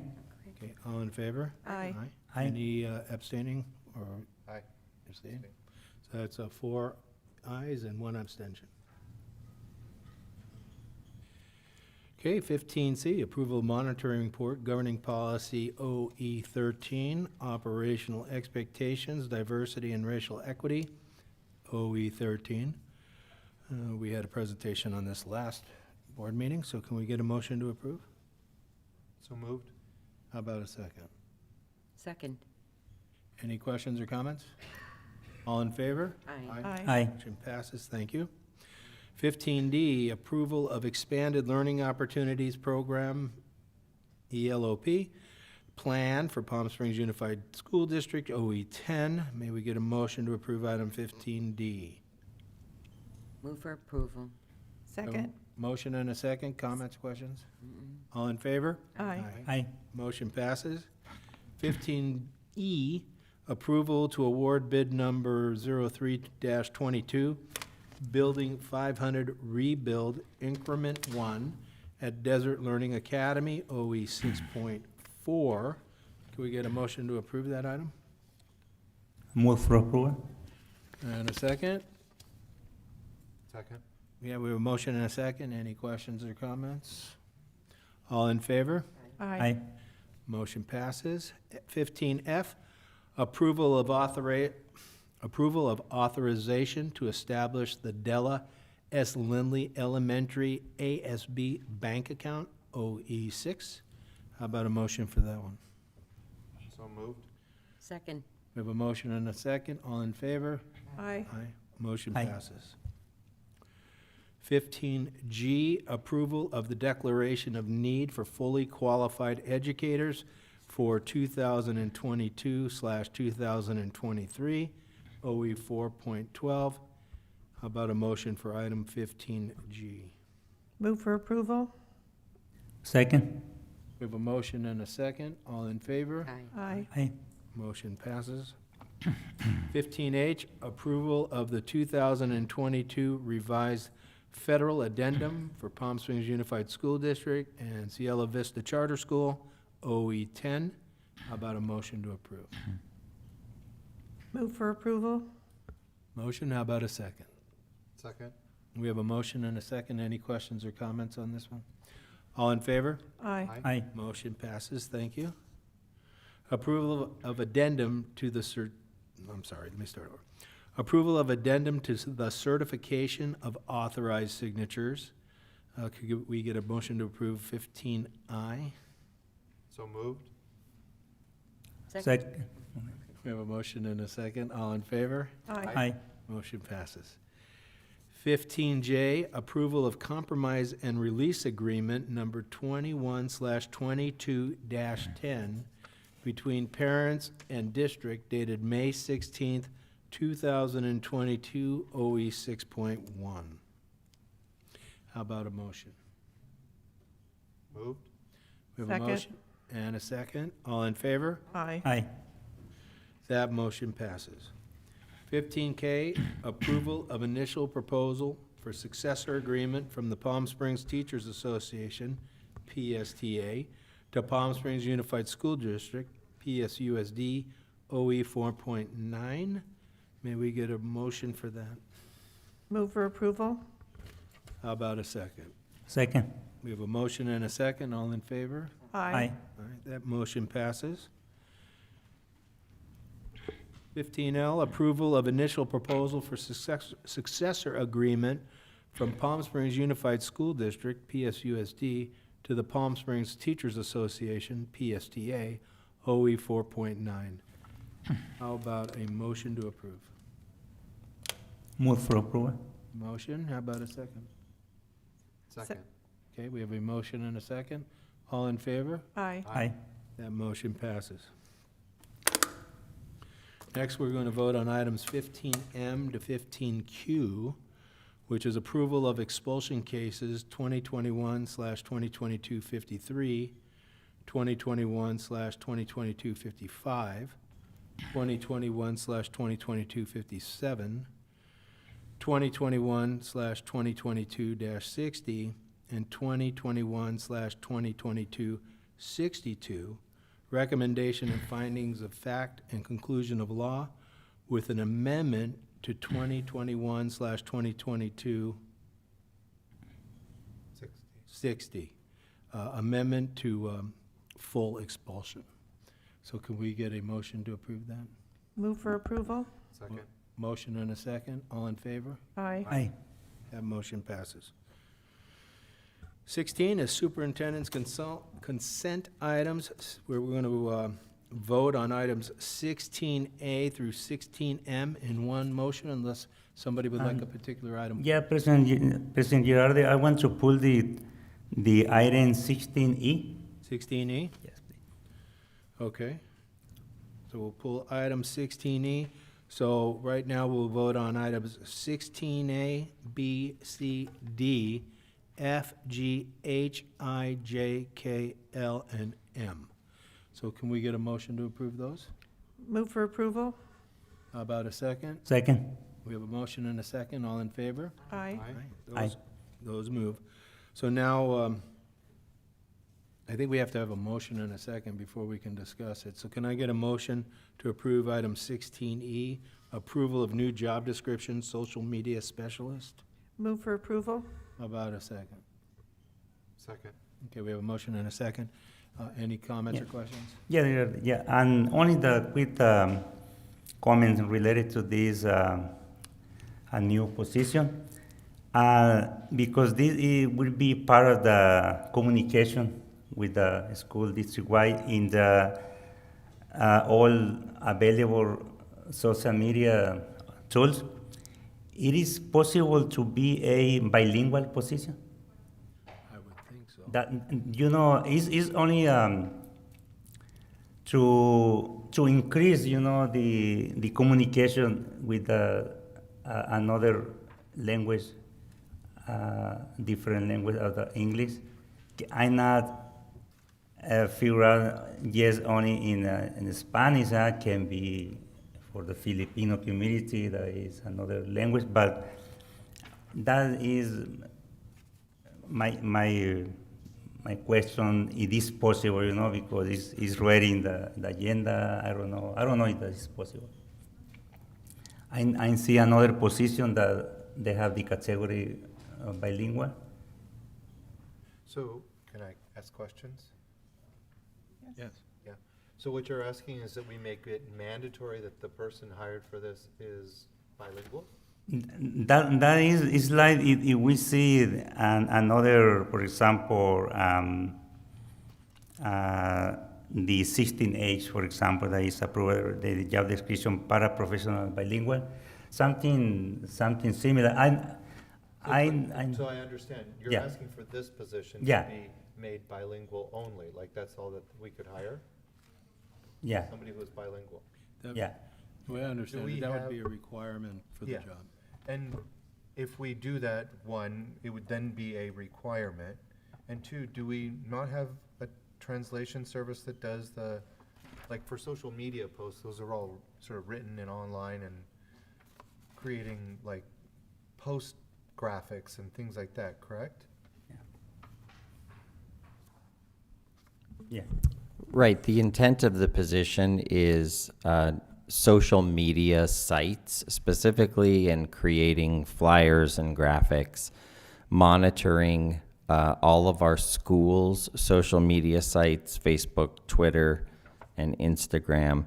It's not necessarily interacting with the media. We would, if the person were bilingual, that would be great. That would be a bonus. And if they weren't, we do have translators who would assist in the translation of the postings. But this position isn't necessarily radio, TV, newspaper. It really is Facebook, Instagram, Twitter, the social media accounts. And I'm just trying to pull up the job description. I got there. It's not in there. It's in the book. It's in here. You know, I Member Esperquita, I think you make a good point myself. I'm really surprised that isn't a requirement of this job. I would think in the Coachella Valley, dealing with the public, any job around communication would have a bilingual requirement to it.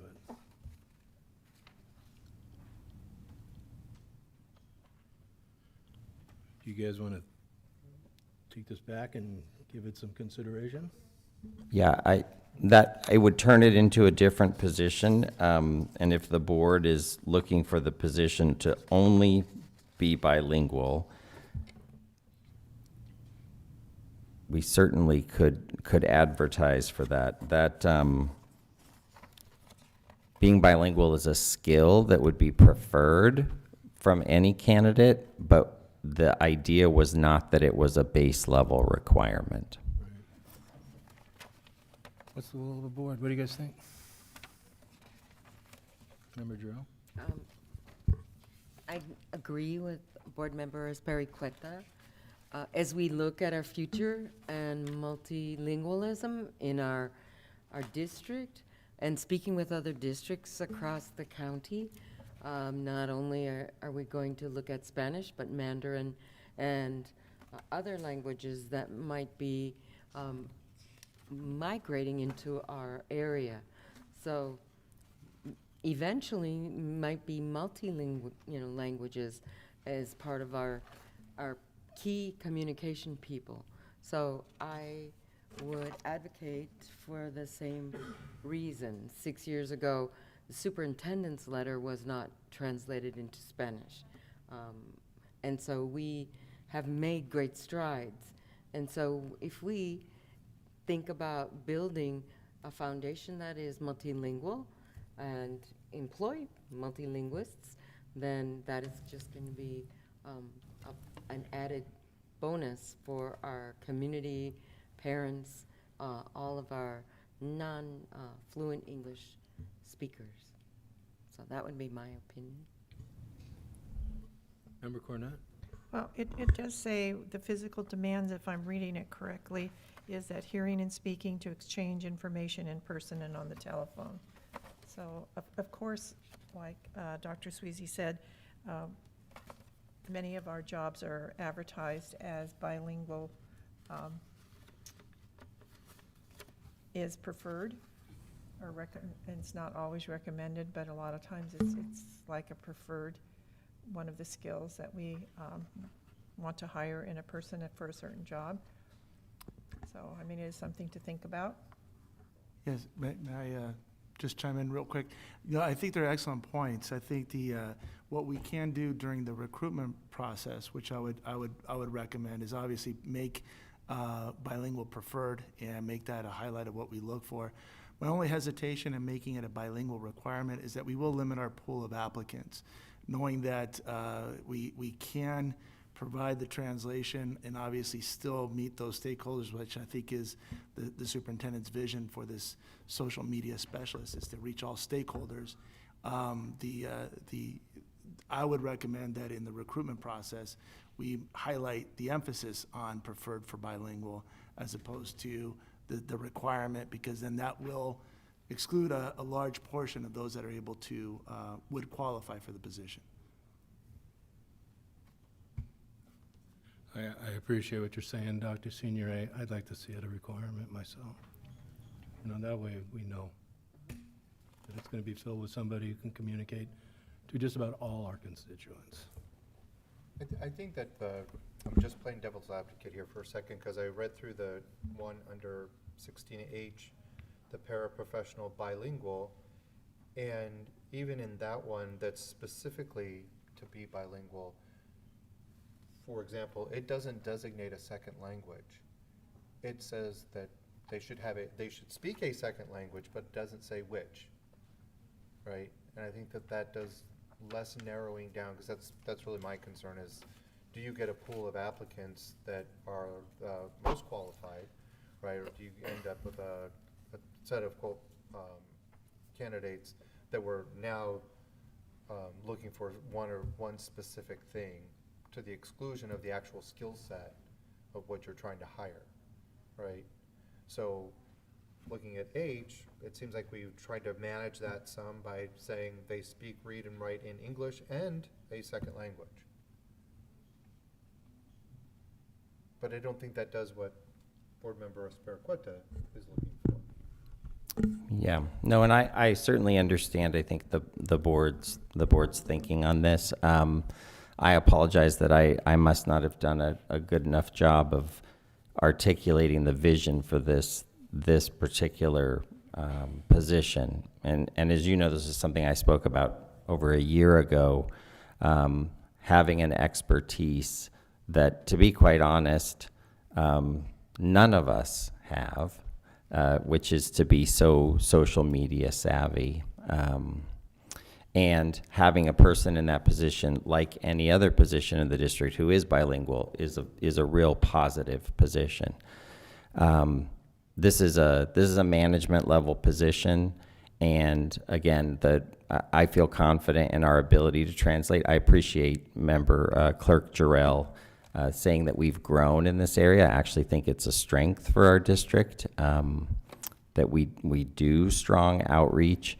And I understand the board's wishes to make that a requirement. I think at this point I would just pull the item, and then I'll do some retooling and rethinking and be clear about what my vision for the position is, and we'll bring it back at a future meeting. I'm not going to just add bilingual. I just want to tell you, I want to take it back and really think clearly about what the board's wish is here and what my vision for the position is, because I want to make sure that those two things match. So we'll just remove it and bring it back in the future. All right. Okay, who made the motion? Karen, did you make the motion? I think so, yes, I did. Do you want to pull your motion? Yes, I will. Yes, I do pull the motion that I made. Okay. So item 16A is, the motion is pulled, so you can bring it back at a future meeting. Thank you. Okay, let's see, that brings us up to item 17, the board consent items. 17A is approval of meeting minutes from May 10th, 2022. May we get a motion to approve that item? Move for approval? How about- Second. Motion and a second. Mhm. Any changes or revisions or anything? All in favor? Aye. Aye. That motion passes. Item 18 is an informational item. 18A is submission of early Head Start and Head Start reports per requirements for the Head Start Act for March 2022, OE 10.1. The board has received and reviewed this information. Item 29 is suggestions for future agendas. You guys have any suggestions? I do. Okay. I think a couple years back, I asked about our English classes for our adult learners, our ESL classes. And I would like information, if possible, what is the district offering? Have we grown in our class sizes? How do parents enroll? Do they have to drive to Indio and take a test? For some of our parents, that's intimidating, because in Indio, there might be some reasons they might not want to be in that area. Like I said, how do parents enroll? When do we enroll parents? How many parents are enrolled? Where are the classes held? I spoke to someone that said they're being held in the hallways of centers or different places. Maybe you could clarify that. So more information, if it's in the Friday report, about how have we improved and how are we meeting the needs of our adult learners who are learning English. And we have given computers to our seniors.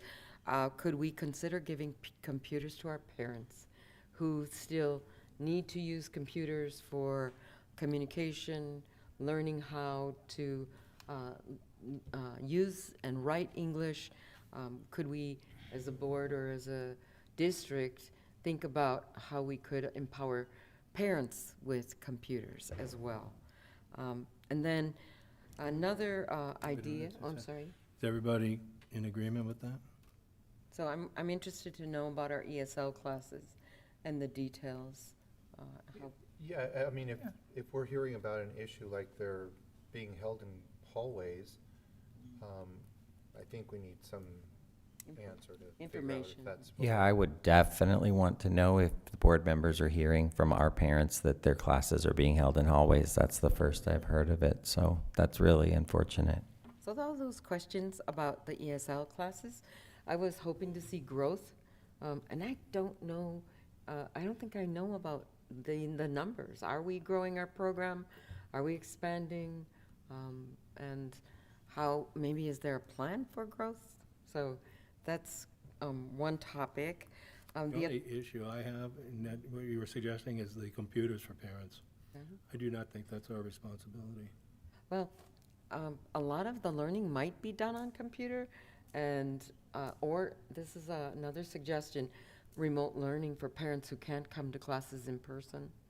And so I think we should be open-minded about, we check out computers to children, we should think about checking them out to adults, to parents. So that'd be my opinion. It's going For to take remote a learning. couple of you to put it on the agenda. Or it could be in the Friday report. It doesn't have to be on an agenda. I think it's something to put in the Friday report and to see if it's even legal to give computers to adults. But maybe the Zooming part would expand our ESL program.